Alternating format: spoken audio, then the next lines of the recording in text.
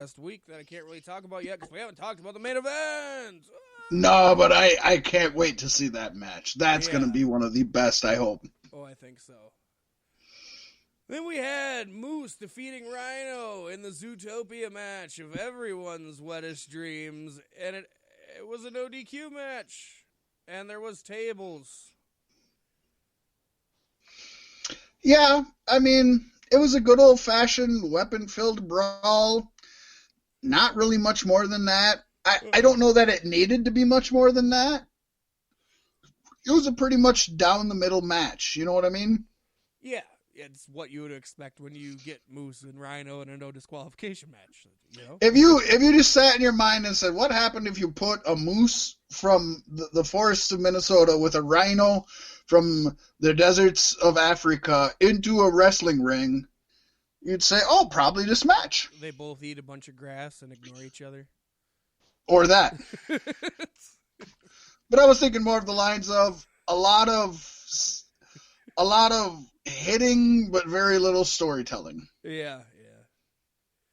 Which it was, and it was enjoyable for that. It's a match you could go back and watch on its own, just like for 13 minutes of hard-hitting action. But with that being said, there's a million better 13 minutes of hard-hitting action than this, so it is what it is. I enjoyed this it is what than it the is. RVD stuff, but like I said, I stopped. Oh, yeah. Pretty much after the promo, so.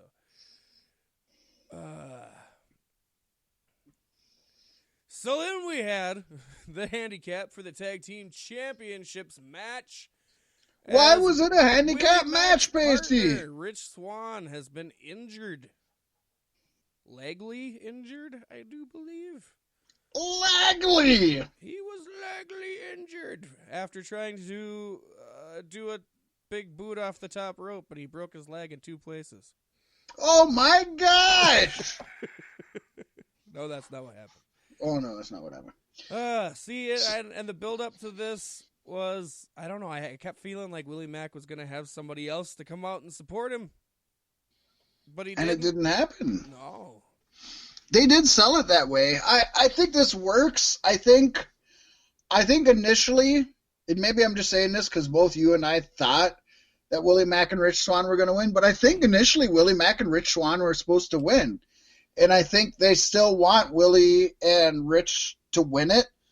So they thought, if we can't have them both, let's not have Mack win it with somebody else. Let's let the North retain it and bring this matchup later on and let them win it. I honestly think that's what happened. Yeah, that seems logical in this situation. With that being said, though, Pasty, for a handicap, this is one of the best handicap matches I've seen. Yeah, Willie held his own. I think Swann getting injured actually might have been the best thing for Willie Mack. Even though he didn't win the gold, all of the fans were 100% behind him. This was a Willie Mack showcase. And this is pretty much about as good of a match as you can get under those circumstances, especially with it being short notice. Uh-huh. I gave this match an A, which is great. I don't think I'd ever give a handicap match an A ever. But this one really worked. I think both Ethan and Josh,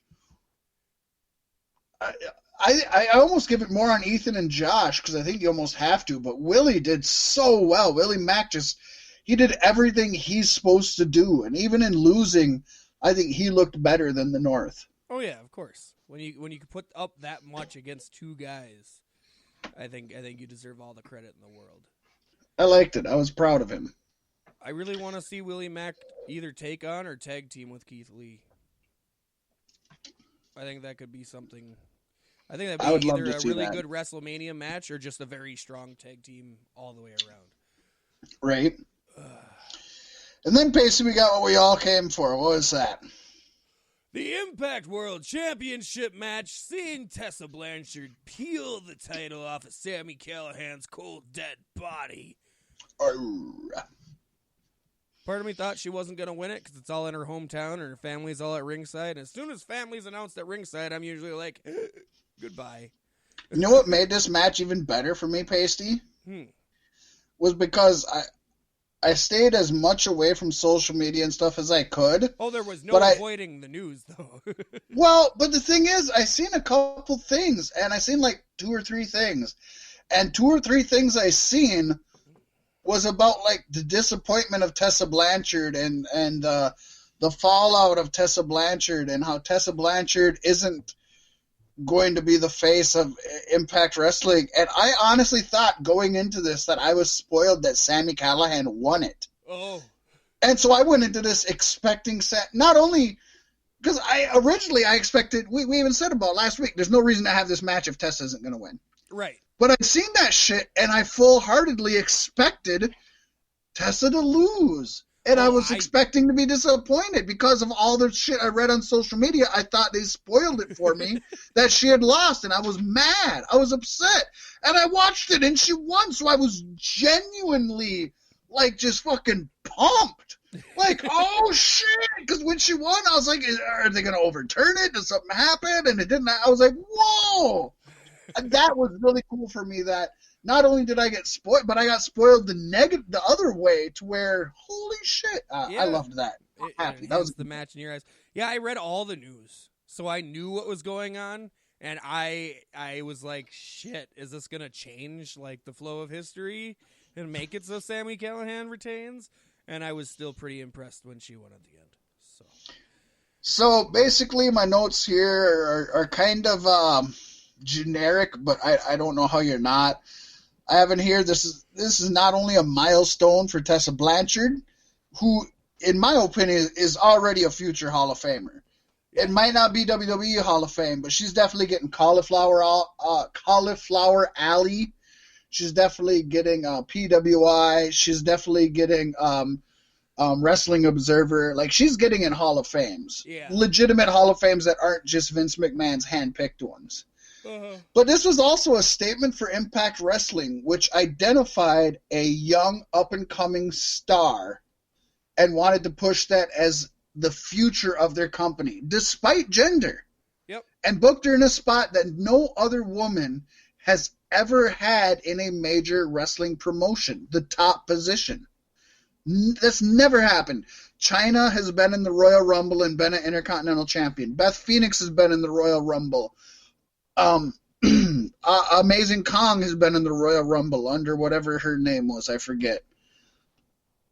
But and there's been other women champions and secondary titles and stuff, and maybe even in lower independents there have been women champions. But as far as a major, and I would consider at this point Impact, well, what do we call them? National, right? We call them the National. Yeah, we call them a national. Yeah. Whatever they are, Yep. I'd say I definitely that's huge. Put them in the top 5 promotions. And that's never happened. Yeah.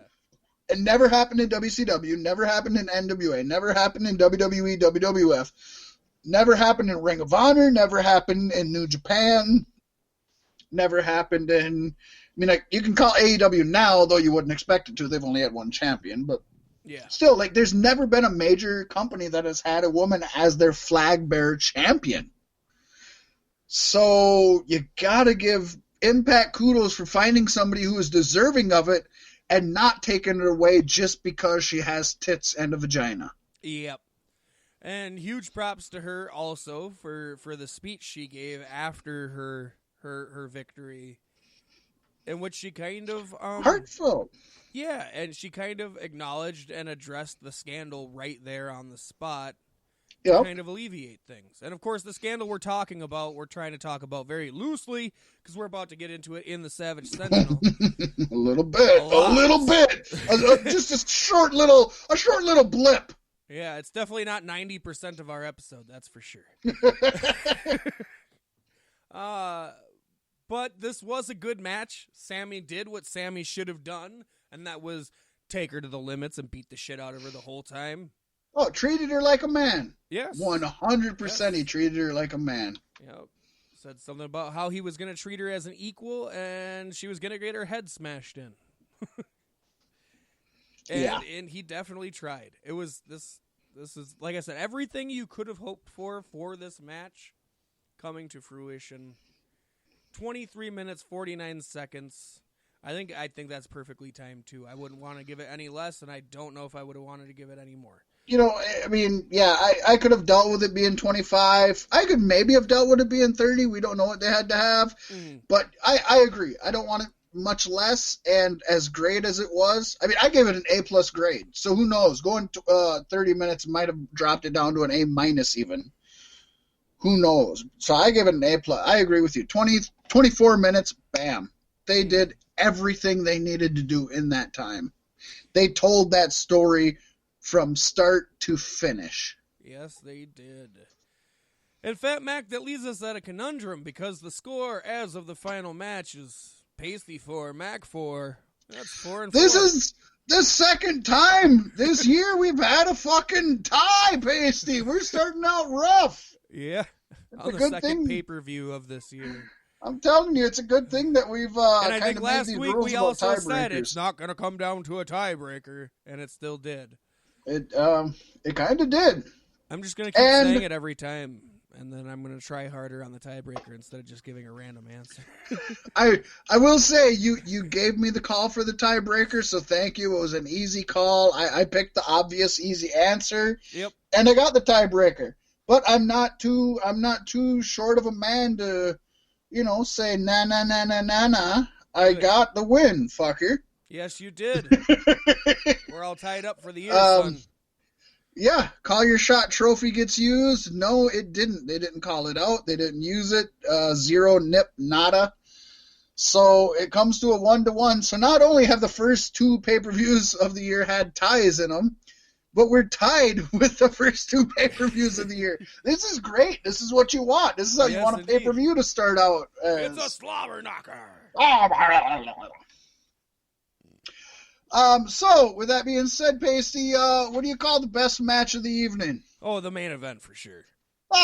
You can't not say it. Rob Van Dam's no contest match, definitely. It's up there. It's a contender. Oh, so good. Yeah, this is another match that is going to get talked about for years to come. Yeah. It definitely... this if match we have stood to head and shoulders above the rest of the card. Oh, yeah, nonstop. And will stand head and shoulders above so many matches going forward of pay-per-views and everything. I want to say it here, folks, and let's hope like hell Fat Mac remembers, but if this doesn't end up getting an award on our beefies, we're going to make a specific award for this match because it deserves a beefy for what it is. Yes, we'll make. I don't know what it is. Top woman holding company's top championship award. The best Tessa Blanchard versus Sami Callihan match on Impact Hard to Kill. Who knows? But it deserves an award. We'll make it an award. It deserves it, I think. Overall grade. I think it's probably a shoo-in to take most impactful. Yeah, it definitely could. It definitely could. I agree with you there. It's a little soon to say, but yeah. But still, overall grade, Pasty, I'm going to give it an A-. There were some lows, but I think a lot of the highs made up for it. And with an A+, not only an A+ match at the end, but the significance of it, it brought me from. I had to put it in the A category somewhere, and I think I could only justify an A-. Where are you at? That fucking Rob Van Dam promo. It just sticks in my brain as the worst thing in wrestling. And no. I can't even pretend there. I can't even pretend there. But I'm giving it a B. Fuck it. I try to stay pretty close to your letter grade, but I'm giving it a B. Well, I think that works because then that kind of makes the final grade a B+, and I think I'm okay with it being a B+. Yes. I need a button for Stephanie McMahon saying, "You're a B+ superstar." Yes. Granted, this is the only situation I would ever use it. Yes. So, Pasty, this is not the last time we are going to talk about Tessa Blanchard. No. You want to talk about it as we get into this week's edition of the Savage Sentinel. I think I'll take the first portion of this, and then you take the second portion of this. I don't know.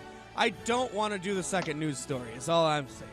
That's your okay. vote So this that's week. okay. So why don't I do the first portion of this? You do the second portion, and I'll do the second news story. All right.